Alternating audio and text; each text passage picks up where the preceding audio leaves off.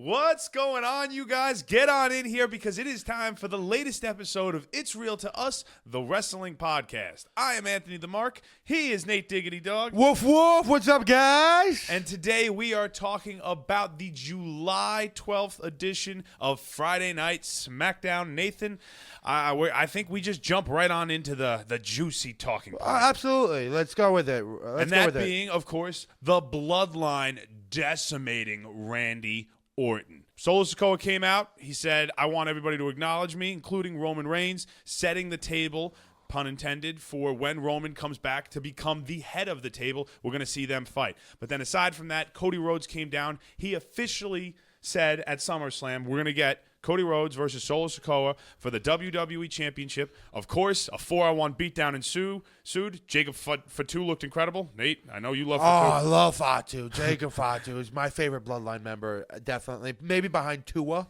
And then maybe we could put Solo. I hate Solo. I can't stand Solo. Again, Solo did nothing. Are we going to get into it? Do you want? Well, let me just finish the recap. Okay. And then Randy Orton came down and to save Cody Rhodes because that's his boy. That's his guy.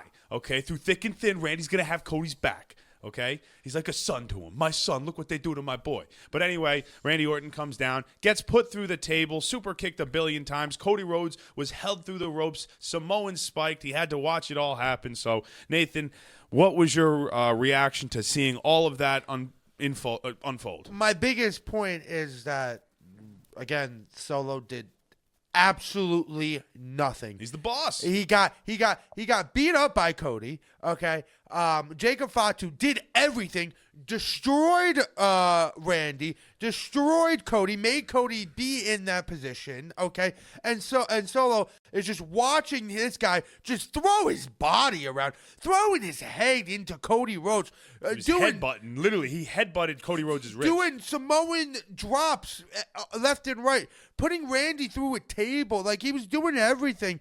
And Solo's just standing there telling Cody, look at what you did. Like, not doing anything. Well, so Solo is just doesn't do anything. Jacob Fatu is the tribal chief. I will acknowledge him, and we need to get a Jacob Fatu run going. Nathan and I noticed that there was a very interesting camera angle where Solo Sikoa was asking to be acknowledged, and you had Jacob Fatu behind him acknowledging him. But it seemed like a very interesting angle given the fact that a lot of people online have been talking about Jacob Fatu being significantly better than Solo Sikoa. So significantly is not even the best word for it. It's just like, dude, like Solo is supposed to be like significantly is a great word for it. I don't know, dude. It's not, because they are like, he is so much better than Solo. That's what significantly. But like, dude, it's like you need a different word for it, because like, dude, like I don't know how his mic skills are because I've never heard him speak, but I will say what are you talking about? We heard him speak at MSG. Sikoa, oh yeah, I acknowledge you. Okay, besides saying that, we have not heard him speak, but dude, this guy's got everything in the ring. I mean, he literally, I think you said it, just throws his body everywhere. It's incredible, dude. I love it. So week after week, he continues to impress, but now with this title match set, with these members of the Bloodline behind him at SummerSlam, does Solo Sikoa have a chance? Well, I don't think he does, but I do think that it is closer than people think. I think there is a world where Solo Sikoa wins, and then we get like Roman coming back, and then maybe Roman takes it from him. I don't know, but I also don't like that we're kind of having the same storyline that Cody just had with Roman Reigns. And now I know it's a different bloodline and everything, but it's the bloodline. It's the same bloodline. It's the same It's not story. The same bloodline. It's literally, there is no, like, it's the completely different bloodline. There's no Wise Man. There's no Roman Reigns. There's no Uso. It's the same. No, it's not the same. It's the same family bloodline. And that's the same. No, it's not. That's the dumbest point. Because it's the same. Why? It's the same family. What are you talking about? Every version of the bloodline that we know is different. Like, the bloodline that took Randy Orton out, not a single person in that version is in this version. Randy Orton got taken out now by two different bloodlines. Okay, so what bloodline is The Rock on then? He's in the bloodline. Okay, what bloodline then? The bloodline. Which is the one and only bloodline. But you just said there was the two Anawahi bloodlines. family. Okay, so there are two bloodlines No, now? there's not two bloodlines. So there's one bloodline. There's one bloodline. So But this it's is the same But bloodline. that doesn't make it the same story. There is different characters at play. Like you just referred to Roman Reigns coming back, okay? Does he come back to challenge Solo Sikoa for the WWE Championship? Or That's the only way I see that. No. Or does he come back to stop him from winning the WWE Championship? Or does he not come back at all and Solo just lose? Well, Solo needs to lose. If he's champion, God, Or he could just mercy on win. us. What if Solo just wins with the help of his army? No. Well, you're telling me Cody's going to have no backup? Well, they just took Randy Orton out. It seems like he's going to be off TV because that was a vicious beatdown. Yeah. Kevin Owens is with his mother. Yep. So, he's got no wise man. Paul Heyman got taken out. Okay. There's rumors Jimmy Uso's going to come back, but Yeah. Jimmy Uso. Why can't he get Jay to help him out as well? Why? Because Jay's over on Raw, and we had the whole until we yeet again. This doesn't feel like the right time to yeet again. I think it does. When his back is against the wall, he needs help against his family. Okay. I could get behind that, but you got to have Jimmy come around first. Yes, I agree with that. All right, so you have Jimmy and Jay. Jimmy and Jay come in. Okay, and then maybe you get The Rock. No, you're crazy. The Rock is not coming All right, back. so Roman's not coming back. So neither of those options are there. You tell me Randy can't make an appearance at SummerSlam? They just took him out. I mean, so he comes back at SummerSlam. Yeah. That's over a month away. That's long enough time. He could. All right, gun to head. What do you think your prediction is right now? And then now? Yeah, and then we'll move on. Cody wins in some shenanigans. Big surprise, Jimmy comes back. That's the big surprise. Jimmy comes back. Yeah. SummerSlam. Jimmy Uso is here. Yeah. That sucks. Well, the Usos are back. That would be a little better, but that would still suck. I'm going to go with Cody wins and Roman comes back. Okay. And he costs Solo.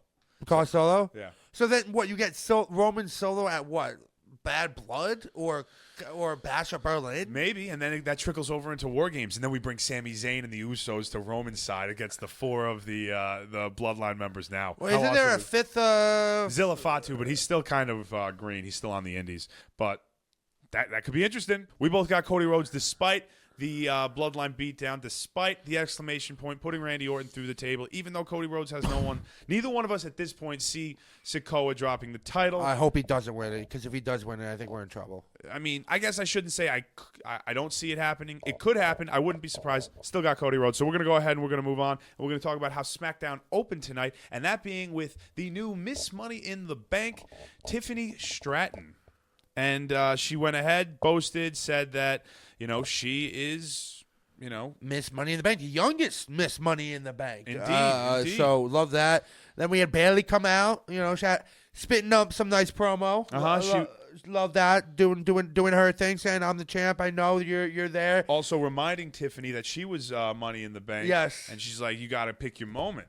Yeah, and a lot of good stuff. Then we had Nia come out and said, "Look, you can't be worrying about Tiffany. You got to worry about me. I'm queen of the ring, all right, and I'm coming for your title." And then we got Meat Chin coming out here with what was it? Now, how do you pronounce it? Is it kendo stick or kendo stick? I think it's kendo stick. So Ken? Yeah. Kendo. That's how I would guess. Kendo stick. Yeah. So it came out with a kendo stick, and then they had an impromptu match there. But it wasn't impromptu. It was scheduled. Oh, it was scheduled. Excuse me. It was a scheduled match from there, where Bayley was ringside. I was worried. Yeah, she wasn't. Nathan. If you watch our stream, Nathan, for whatever reason, was just, is Bayley going to be at ringside? I just wanted to make sure. Bayley was getting beat up before the commercial break, and Meechin came out and saved her. I wonder if she's going to be at ringside. You know what? I was happy that she was there, because I did not think she was. You've been watching wrestling for years. Not always does it happen. They are always at ringside. Not always. She had her back, so why wouldn't Bayley have hers? I don't know. Bayley's the champ. She can do whatever she wants, man. Nevertheless, Nia Jax picked up a definitive, decisive victory, but it was what happened after the match is what will have everyone talking. So after Meechin was taken out of commission, Bayley found herself on the receiving end of a beatdown between Tiffany Stratton and Nia Jax, and then as the heels were ready to leave the ring, Tiffany Stratton, she saw a twinkle in her eye. She felt something in her stomach. She was like, do I cash in my Money in the Bank? Because she would have absolutely won. Oh yeah, and also she had the ref right there. The ref was like right there. And then Nia just came into the ring and she just put the money in the briefcase behind her back. She's like, nothing going on here. So love that they're planting that storyline in already. Again, and Bayley mentioned it in her promo. Nia was cashed in, in a triple threat instance. Against Alexa Bliss, the one I couldn't get on the stream, actually. Yeah, Nia lost to Alexa Bliss when she was challenging Ronda Rousey for the title, as Nathan just pointed out. And Bayley, like we were just talking about, she was in a prime position for Tiffany to hit a moonsault, lose the title. As Nathan just also said, heels went back. Everything's good. Everything's good now. Everything's fine. All hunky-dory between Nia and Tiffany, but how long will that be the case? I was telling Nathan on our stream, actually, though, if I'm Tiffany Stratton, it makes so much sense to wait until after SummerSlam to figure out what you're going to do with the briefcase. If she cashes in now on Bayley, Nia still has a guaranteed title opportunity, and she's going to be beyond pissed that she got betrayed by her supposed friend. So Stratton should either cash in at SummerSlam or wait, form a partnership with Nia Jax, and then when the time is right, strike. I think that's cool. I think the relationship between Nia and Tiffany is going to be a focal point. And I love that storyline going forward. I think they both work really good together. It was very nice seeing that. And, I don't want Tiffy to cash it in quickly. I think you mentioned this on the pod. It seems like ever since WWE went to this 2 Money in the Bank, they burned one really quickly, and the other one's just been this long. So I expect her to have it, maybe until Survivor Series, maybe after.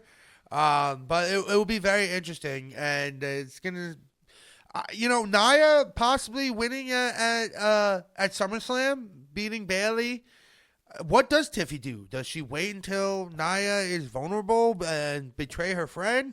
Does she wait until Nia loses the title and then wins it back? Like, she's got a lot of questions. So it really depends on what happens at SummerSlam. Yeah, it's a fun story to keep an eye on moving forward. So we'll leave that there, and we'll see what Tiffy and Nia end up doing. DIY had their first successful title defense on this SmackDown. They defended against the previous champs, A-Town Down, Grayson Waller, and Austin Theory, and we saw the cracks between Theory and Waller's relationship continue to develop, Nathan. Theory was once again taken out by Waller, right? You saw the look of disgust from Waller. It's inevitable. It's going to happen. Austin Theory and Grayson Waller are going to break up. I'm actually very upset that it didn't happen tonight. I think it should have happened tonight. I think they had a very great opportunity to, because the show was a little dull today. I'm not gonna lie. You came off a very good show in Monday Night Raw. You needed to have some type of surprise here. You didn't have any of that, and this would have been like not a surprise, but would have been a good thing. No, but this happened. Yeah.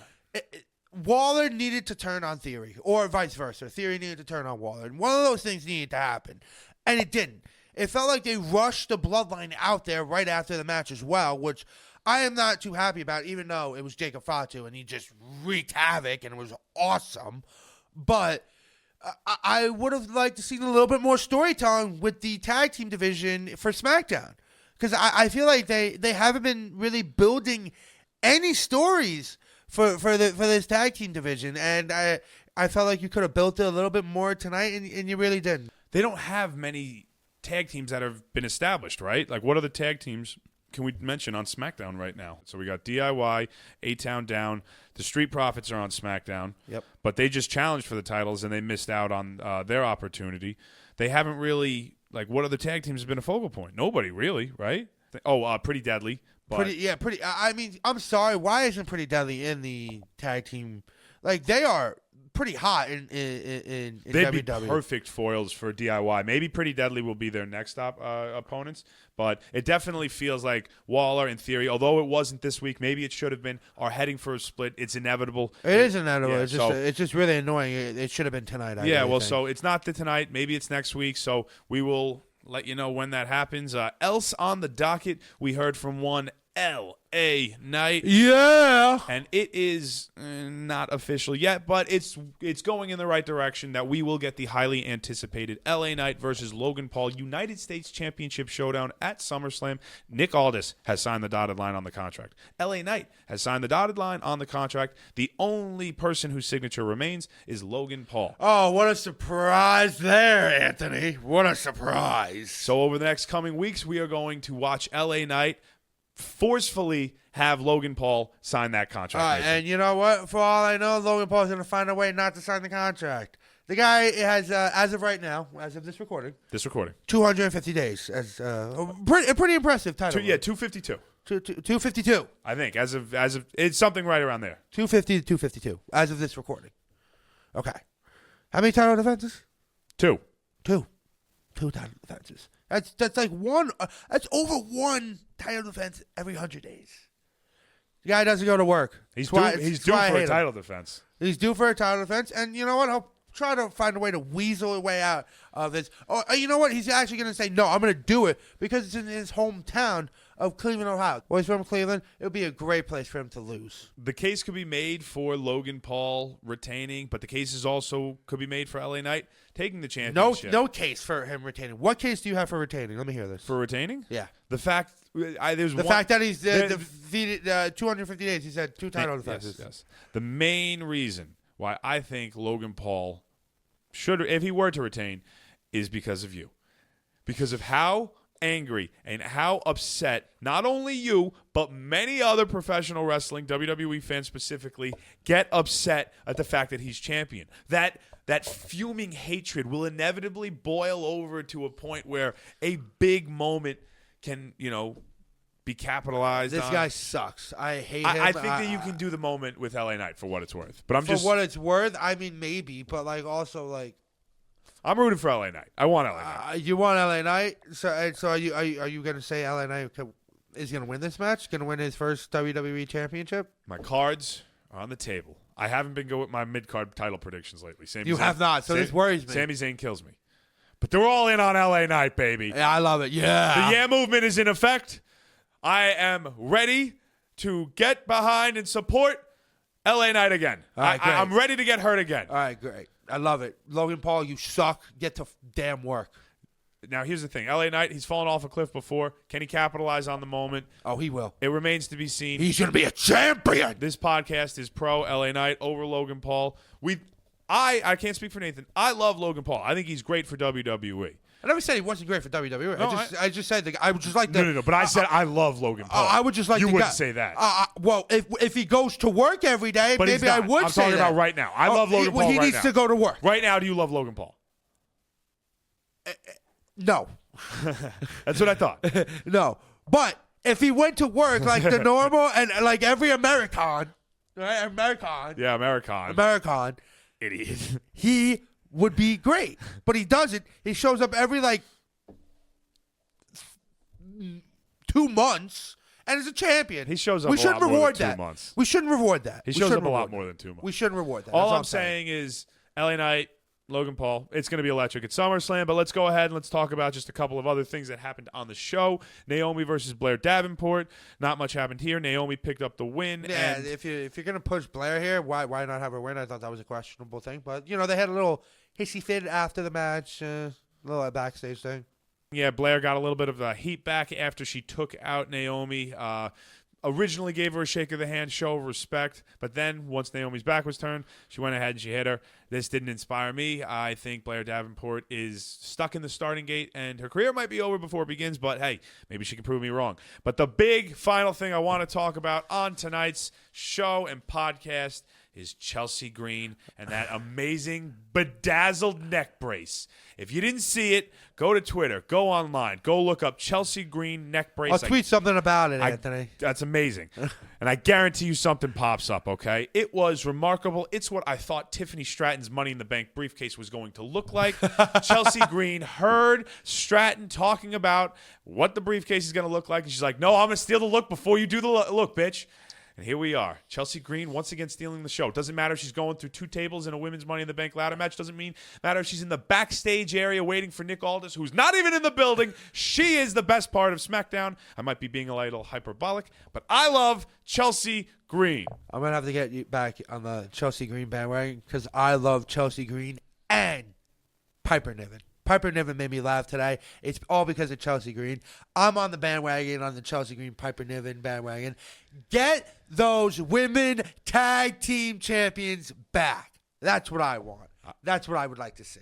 Hey, and maybe if we're talking about what we want to see, Pretty Deadly looked pretty damn good next to Chelsea Green and Piper Niven backstage. Could that just be the most hilarious faction of all time? I don't know.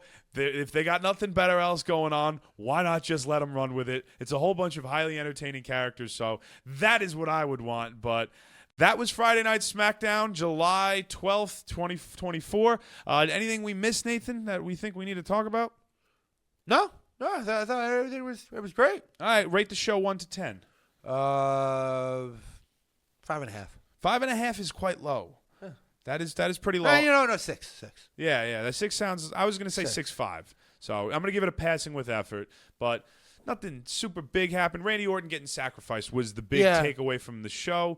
And like I said, that neck brace was cool. But as a reminder that if you're new to this channel or if you just like professional wrestling in general, that you're going to want to subscribe to this account. We are at It's Real to Us 1 on YouTube, and on X, Instagram, and TikTok, we are at It's Real to Us. I am Anthony the Mark. He is Nate Diggity Dog. Woof, woof. And we will see you next time on It's Real to Us, the wrestling podcast. I look like Seth Rogen, not Sami Zayn.